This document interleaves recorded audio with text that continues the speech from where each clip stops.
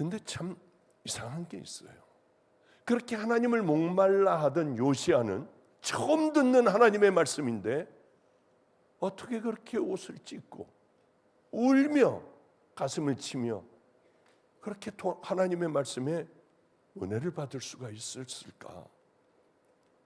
바로 자기의 죄를 깨닫고 하나님 앞에 돌아올 수 있을까? 마치 다윗과 같아요. 내가 바로 그 사람이야 하자 내가 여호와께 범죄했다고 하며 무릎을 꿇는 그 왕과 같아요. 하나님께서는 뭘 기뻐하실까요? 바로 이런 사람들을 기뻐하시고 이런 사람들에게 하나님은 축복을 내리시고 바른 믿음의 길, 천국 가는 길을 우리 주님은 우리 마음속으로부터 그 길을 걸어가게 하세요. 내가 잘못했습니다. 내가 죽일 놈이네. 어떻게 이렇게 모르고 있었을까? 왕이 체면이고 뭐고 없는 거예요. 옷을 찢어버리는 거예요. 한 번은 마가의 다락방에 이제 와가지고 막 모든 걸 다 고치려 하고 하는데 마음대로 잘 되지 않는, 참으로 좀 헌금이 많이 필요한 때가 왜 없었겠습니까? 그런데 전화 한 통이 걸려왔습니다. 목사님, 저는 아주 작은 시골교회 사모예요. 그런데 이 마가의 다락방에 예전에 제가 어렸을 때와 부모님 따라와서 은혜를 받았어요. 하나님 앞에 강사 목사님이 당신들 하나님 앞에 감사하면 감사한 것만큼 헌금을 해라. 작정 기도도 작정 헌금도 괜찮다. 지금 낼 게 없으면은 이렇게 열심히 써내고 하나하나 갚아나가면 되지 않느냐. 그래서 이 어린아이는 헌금 액수를 동그라미를 너무 많이 쳤어요. 그리고는 헌금을 했습니다. 요즘은 우리가 이렇게 약어 가지고 웃잖아요. 왜 바보같이 그랬을까? 요즘은 그렇게 하는 사람들 없을 거예요.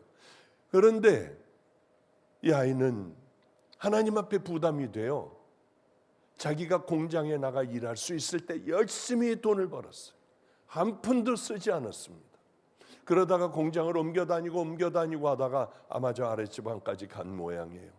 거기서도 하나님을 열심히 섬기다가 신앙 좋은 전도사하고 만나 결혼을 하는 조건이 내 돈 건드리지 말아라. 이건 내가 마가의 다락방에 가서 해야 될 그런 헌금이다. 수도 없는 많은 날을 하나님과의 약속을 지키기 위하여 그 돈을 남편에게까지 건들지 못한다. 이건 마가의 다락방에 가져가 약속한 그곳에서 하나님과의 약속을 나는 지켜야만 한다. 그리고 그 돈을 지키고 있었어요. 어느 날 얼추 아마 모였던 모양이에요. 저에게 전화가 왔더라고요. 목사님, 이러저러한 사정이 있습니다. 제가 이 헌금을 다 마가의 다락방에 바치려고 합니다. 언제 계십니까? 제가 뭐라고 대답했을 것 같아요? 얼른 가져오라고요? 그리고 마가의 다락방 여기에 다 좀 이거 고치고 비가 새는 것도 고치고 하고 싶었어요. 그러나 주님은 예수님이라면 어떻게 하셨을까? 이 귀한 딸, 이 귀한 하나님과의 약속을 지키는 이 딸을 그대로 두지 않으셨을 것 같아요. 당신의 소망은 뭐냐? 우리는 장날에 읍내로 나갔다가 여기다가 저기다 교회 만들면 얼마나 좋을까? 늘 가서 남편하고 손 붙잡고 거기서 기도를 했대요. 당신 가지고 있는 돈으로 그 교회를 할 수 있냐? 예. 그러면 그렇게 해라. 무슨 소리예요? 제가 어떻게 했는 줄 아세요? 모든 걸 다 포기하고 저는 하나님과의 약속을 지키려고 여기까지 왔어요. 그래, 그러면 괜찮다. 갖고 와라. 나한테 갖고 오면 내가 기도하고 당신 내 교회 다시 가서 건축 헌금으로 다시 드릴 테니까 그럼 서로들 번거롭게 왔다 갔다 그게 왜 이렇게 힘들게 구냐. 그렇게 하나님께서 당신을 축복해 주신 줄 알고 그렇게 해라. 제가 전화번호라도 좀 남겨놨으면 얼마나 좋을까. 그분들 어려울 때에, 그분들 힘들 때 이렇게 좀 끌어 세워줬을 텐데 하는 아쉬운 마음이 제 마음에 있어요. 이렇게 스쳐 지나가는 성도들도 있지만은 마음에 콱 와서 박혀있는 성도들은 하나님을 정말 사랑하는 성도들, 그 성도들이 마음에 콱 박혀있게 돼요. 오늘 하나님의 마음에 콱 박힌 사람들, 환경은 정말 거지 같고 이건 뭐 환경 같지도 않고 이런 사람들이 일어나 하나님께서 큰 칭찬을 하신 그 사람들의 얘기를 좀 해보려고 합니다. 8살 된 아이가 있었어요. 아버지는 아몬 왕, 아몬 왕의 아버지는 여러분 잘 아는 므낫세, 악하기가 짝이 없고 이스라엘 전체를, 유다 땅 전체를 우상 숭배하고 국민들에게, 백성들에게 강요해서 그들은 다 우상을 섬기고 하다못해 성전에서까지 우상을 섬기는 나라로 만든 요시아라고 하는 아이는 그 아버지를 두고 있었고, 아버지는 2년 만에 죽었어요. 그런 할아버지를 두고 있었어요. 그 핏줄을 이어받았어요. 그러나 요시아라는 아이는 누구에게 배울 사람도 없었습니다. 8살에 왕이 됐어요. 8살에. 주변에는 신하들이라고는 모두 다 우상숭배를 해야 한다고 떠들고, 이 아이는 하나님도 몰랐어요. 아버지에게 배운 것도 없고 할아버지에게 배운 것도 없고, 배운 것이라고는 우상숭배하는 것밖에는 배운 게 없어요. 그런데 놀랍게도 그런 환경에서 하나님의 극찬을 받습니다. 요시아와 같이 마음을 다하며 성품을 다하며 힘을 다하여 여호와를 향하여 모세의 모든 율법을 온전히 준행한 임금은 요시아 전에도 없었고 후에도 그와 같은 자가 없었다. 아니, 이런 칭찬이 어디 있냐고요. 어떻게 하여 요시아는 이런 말도 안 되는 하나님의 축복을 받았을까? 좋은 환경이었을까? 아니었어요. 전에도 없었고 그 후에도 없는 가장 위대한 왕 다윗 왕도 거기 끼지 못했어요. 이런 환경이 열악한 가운데서도 하나님께서 가장 귀하게 쓰셨던 이 사람 중에 또 누가 있을까? 사무엘이요. 사무엘도 만만치 않았어요. 사무엘도 그 엄마 한나가 하나님 아들을 주시면은 이 아들을 하나님 앞에 올려드리겠습니다. 정말 아들이 생겼어요. 오늘도 임신이 되지 않는 그 부부가 또 와가지고 제가 기도를 정말 간절히 해줬습니다. 말도 안 되는 일들이, 정말 이 아기 낳는 일들은 정말 말도 안 되는 일들이 얼마나 많은지 몰라요. 무슨 얘기부터 해야 될지를 모를 정도로 너무 많습니다. 시험관하기를 하려고 했는데 아이의 남자는 안 된다. 그러니 도로 가라. 아주 0.0001% 그것도 어렵다 이거는. 남자가 그러니 아예 모든 걸 다 포기하는 게 낫겠다. 세상이 포기하면 우리가 하면 되잖아. 매주일 와서 나 보기만 하면 기도받아. 그들은 그렇게 정말 그 소망이 없다고 하는데도 어떻게 뭐 체외 수정으로 해서 뭐 그것도 안 된다고 하는 그 얘기를 듣고 매일 와가지고 기도를 받았는데 어느 날 목사님 이상해요. 그래? 하나님이 하시면 말도 안 되는 일도 다 하실 수 있어. 그런데 폐가 점점 불러오는데 이게 문제가 생겼어. 안 되는데 이게 왜 불러질까? 아니, 지네들은 열심히 주여 주여 부르며 주여 주여 하고 뭐 그냥 뭐 밤에도 기도하고 하여튼 그러면서도 기도하고 그런 뭐 하여튼 열심히 기도를 해가지고 하나님께서 응답해 주셨는데 이게 뭐야? 도대체 이게 무슨 일이야? 믿지 않아도 들어주시는 하나님이신가? 뭘 아멘이에요, 아멘이긴. 네, 정말 그 남자의 아이였어요. 그러니 얼마나 이게 기가 막힙니까? 그런 일서부터 얘기를 하자면 시간이 얼마 남지 않았어. 나에겐 짧은 시간밖에는 주어지지 않아요. 이 아이도 그렇게 정말 이 아이를 그렇게 낳고 젖을 뗄 때쯤에 제사장에게 갖다 바쳤습니다. 그런데 이 제사장은 아주 악하기가 짝이 없는 제사장들이었어요. 여러분 잘 알죠? 이제 하나님 앞에 드릴 고기를 삶고 있으면 갈고리로 가져와서 찍어가는 거예요. 왜? 조금 더 익으면 하나님 앞에 드릴 그만큼이 익게 되면은 질겨지니까. 그걸 얼른 갈고리로 꺼내요. 안 됩니다. 이래서는 안 됩니다. 여호와 만군의 하나님 앞에 드릴 제물입니다. 해도 그는 갈고리로 사정없이 끌고 가져갔어요. 그리고 썰어 먹었습니다. 제사장들이요. 홈리와 비느하스라고 하는 엘리의 자식들이에요. 이들은 하나님의 제사를 멸시했다고 성경이 기록하고 있어요.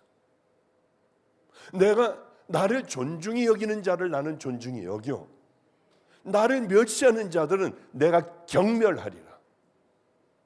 하나님께서 죽이기로 작정을 하셨어요. 이들은 왜 그랬을까? 하나님이 없는 거예요. 그렇게 하고 회막에서 수종드는 이 여자들을 데려다가 겁탈을 하고요. 별짓을 다 하는 거예요. 왜? 그래도 괜찮으니까. 그래도 다음 날에는 숨쉬고 살아가고 또 동일한 하루가 주어지니 이들은 하나님이 없다고 생각을 했습니다. 그 가운데 별의별 소리를 다 들어가며 솔로몬이라는 아이는 사무엘이라고 하는 아이는 자라났습니다. 사무엘이 자란 곳은 성막이었어요. 성전이었습니다. 그곳에서 더러운 별의별 놈의 소리를 다 들었어요. 악한 제사장들 가운데 살았어요.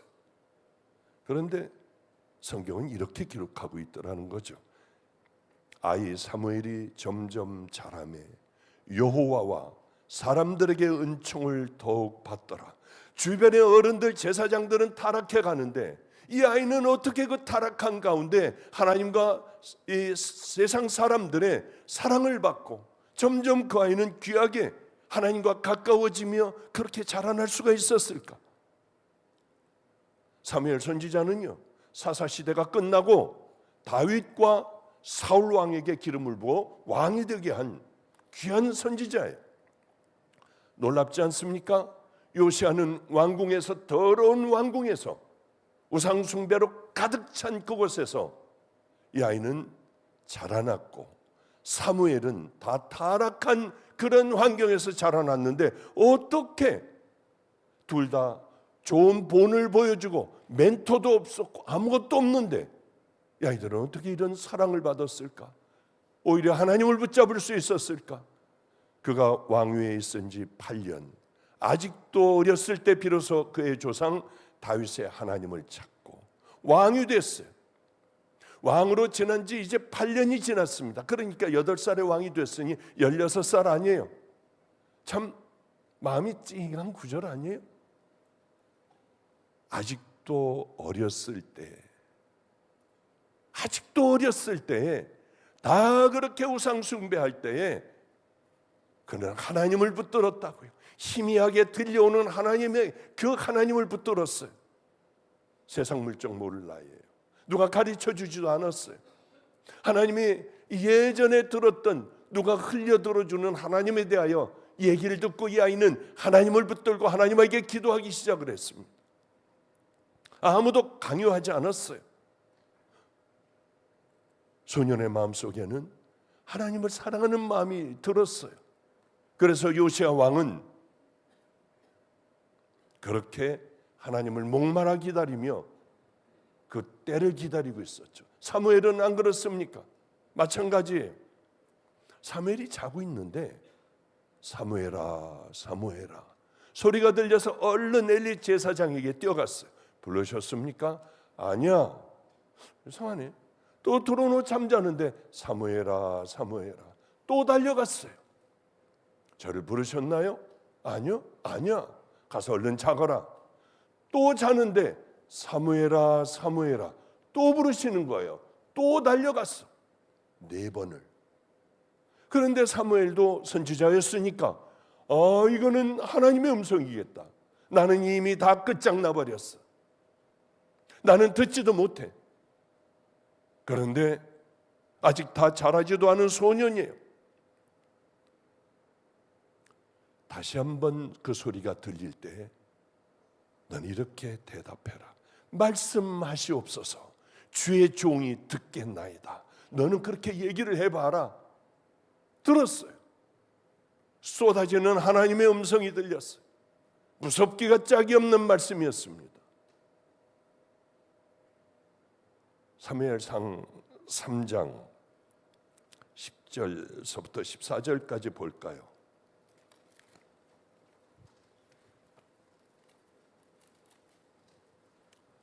3장 10절부터 14절.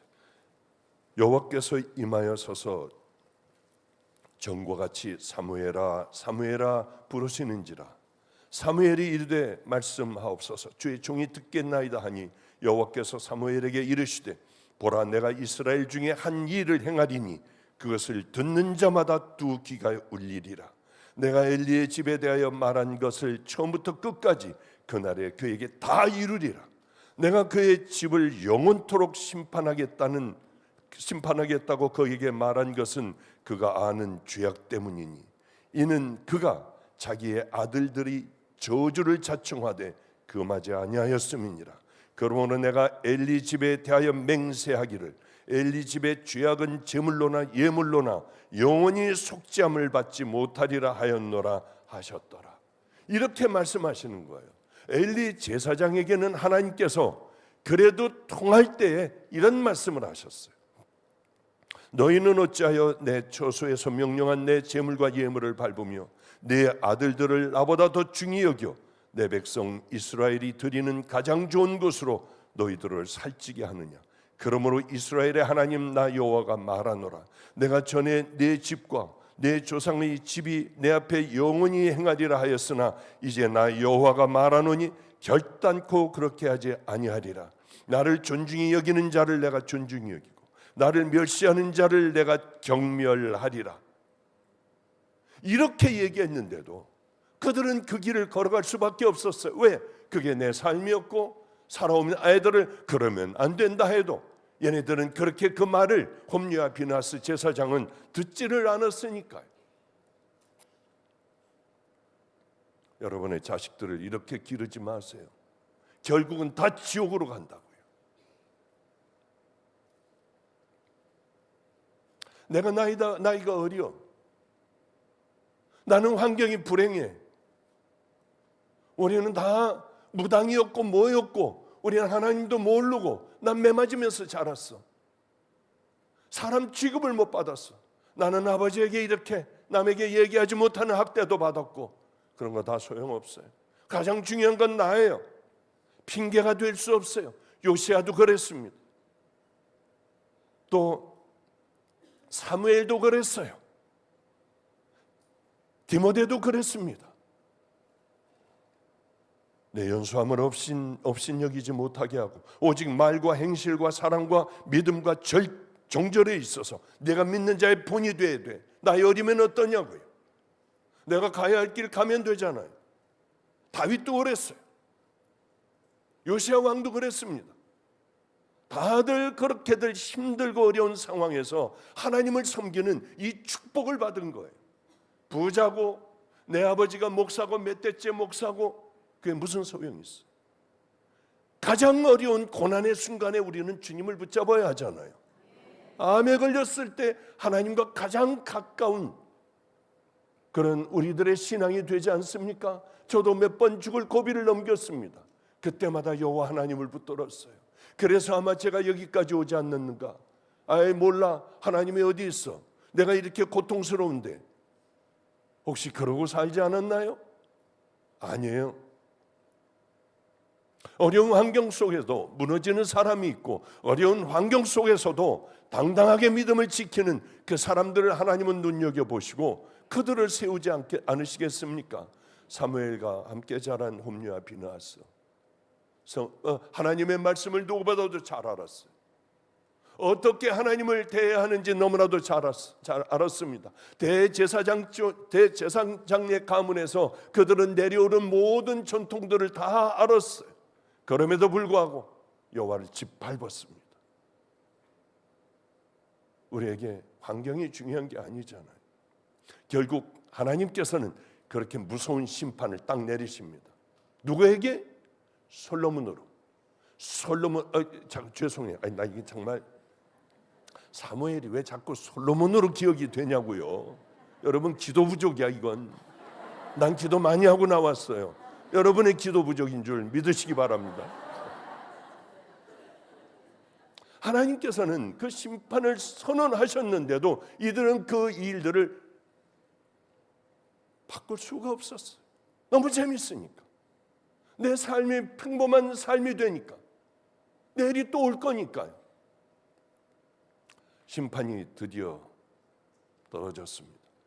홈리와 비나스 제사장은 전쟁에 나가 죽어버렸어요. 또 엘리 제사장 그의 아버지는 나무의 의자에 앉아 있다가 깜짝 놀라 아들이 죽었다는 소식을 듣고 그만 목이 부러져 죽었습니다.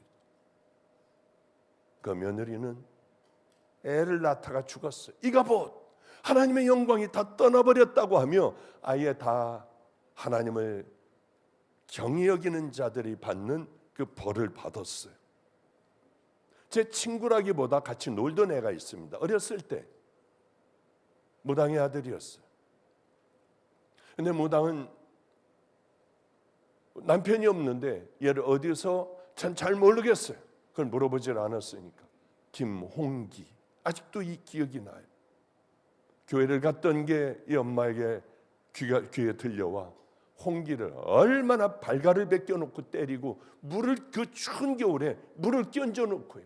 다시는 교회 못 가게 만들어놨습니다. 놀라운 광경을 봤어요.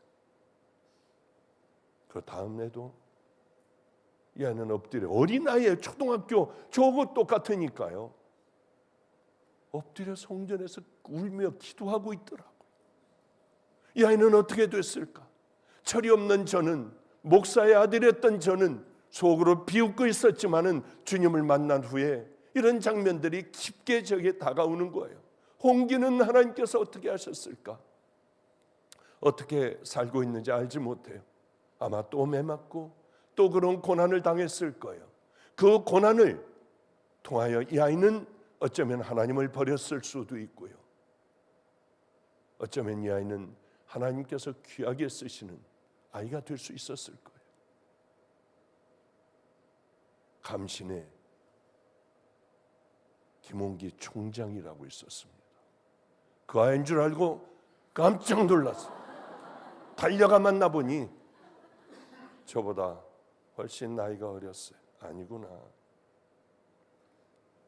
제 주변에도 얼마나 그런 얘기들이 많겠습니까? 믿지 않는 가정, 그렇게 학대를 받고 고통을 당하면서도 끝까지 믿음을 지킨 애들이 있는가 하면은 떠나버린 애도 있어요. 제사를 지낸다고 얼마나 매를 맞았는지요. 저에게 왔을 때는 귀 고막이 터져 피가 흐르고 있는 애. 그래도 저는 바람이 여기서 자꾸 소리가 나요, 목사님. 봤더니 피가 흐르고 있더라고요. 그래, 주님께서 널 기억하시길 바란다. 중요한 것은 환경이 아니라고 하는 거예요. 우리가 갖고 있는 그런 게 아니라는 거예요. 어떤 사람들은 불평, 불만이 가득하여 정말 어떻게 저렇게 살아갈까 하는 사람도 있었어. 우리에게 가장 중요한 것은 뭘 보고 살아가느냐. 하나님에 대하여 어떤 환경이든 간에 어떻게 우리들은 하나님을 바라보고 있느냐에 따라 모든 게 달라진다고 하는 거죠. 이 요시야 왕 이제 26이 됐어요. 이제 듬직한 왕이 되었습니다. 모든 걸 다 이제 아는 왕이 되었어요. 어느 날이었습니다. 성전을 깨끗이 치워라. 하나님의 성전이다. 먼지를 털어내고 hil기야 제사장이 이제 명령을 하여 두루두루 이렇게 치우는 것을 보는데 뭐가 하나가 툭 떨어졌어요. 먼지 구덩이 가운데 모세의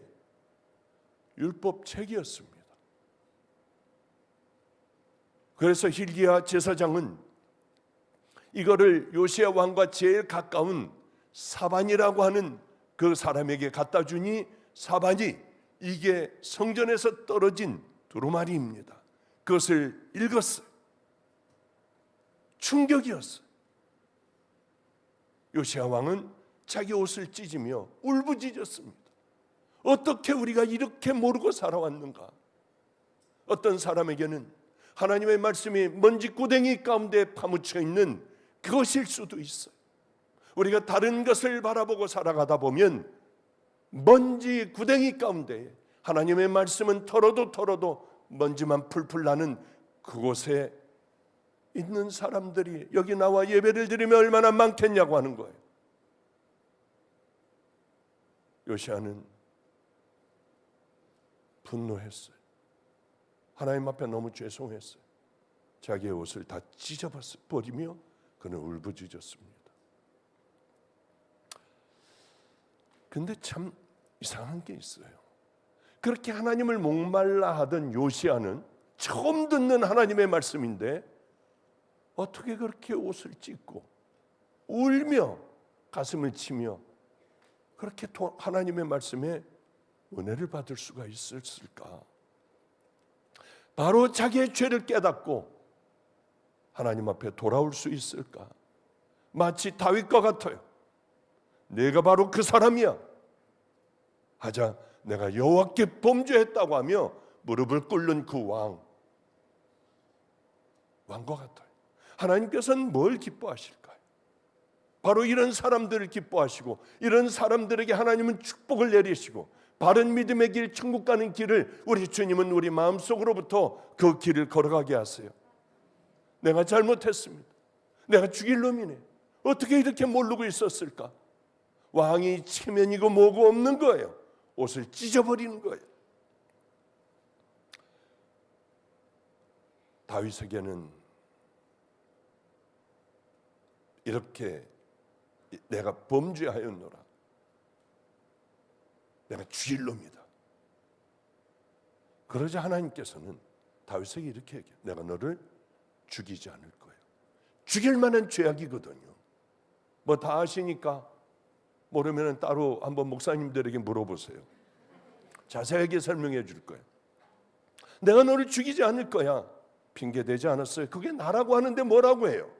더 이상 뭔 야단을 칠 수가 있겠습니까? 그리고 요시야 왕이 옷을 찢을 때 성경은 이렇게 기록하고 있습니다.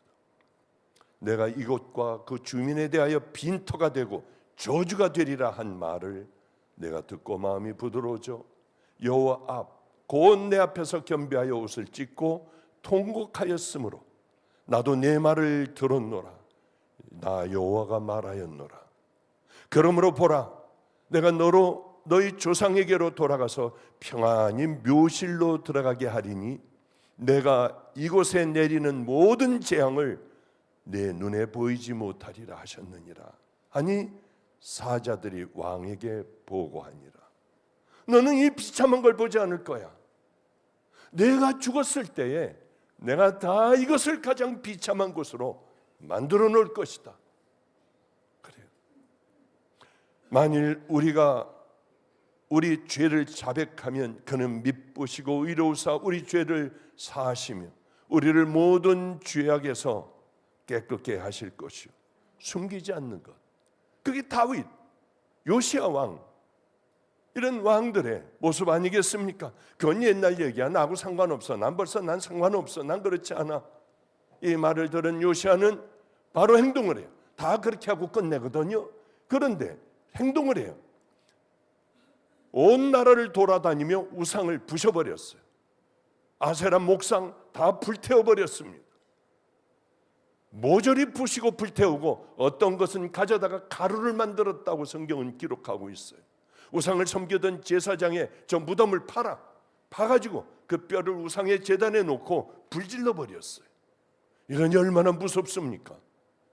단호하게 해버렸습니다. 내가 죄인이라고 옷을 찢고 가만히 있지 않고 다 그냥 그렇게 무덤까지 제사장들의 무덤까지 파가지고 불질러 버리는 사람들은 두려워했지 않겠습니까? 근데 더 대단한 게 있어요.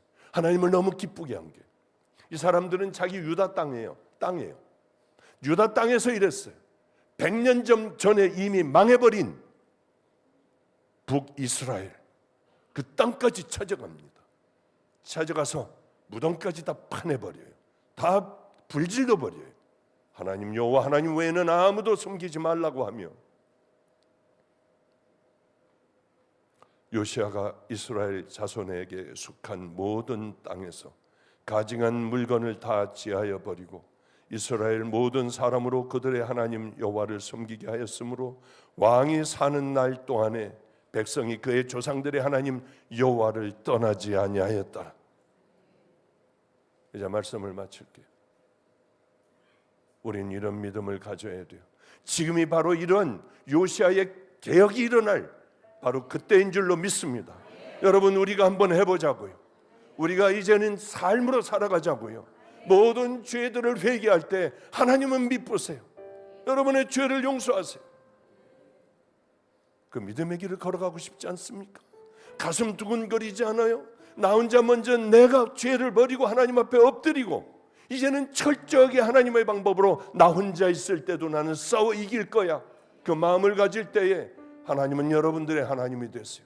요시아의 하나님은 여러분들의 하나님이 되실 거예요. 사무엘의 하나님, 여러분의 이름을 부르실 줄로 믿습니다.